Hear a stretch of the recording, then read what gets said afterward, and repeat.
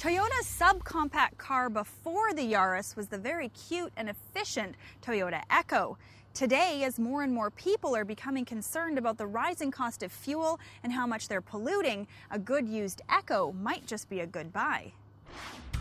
The Echo was sold as a two-door hatch, a four-door hatch, or as a four-door sedan. The interior offers plenty of room for 4 people due to the high roof. There are plenty of storage spaces incorporated into the dash, and the Speedo is center-mounted, which takes a bit of getting used to. Common problems include climate control knobs that fail, seat belts, and noisy wheel covers.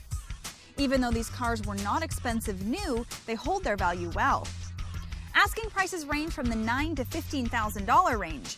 The Canadian Black Book wholesale price for a 2004 Echo with 80,000 kilometers is around $5,000 to $7,000, so they hold their value well.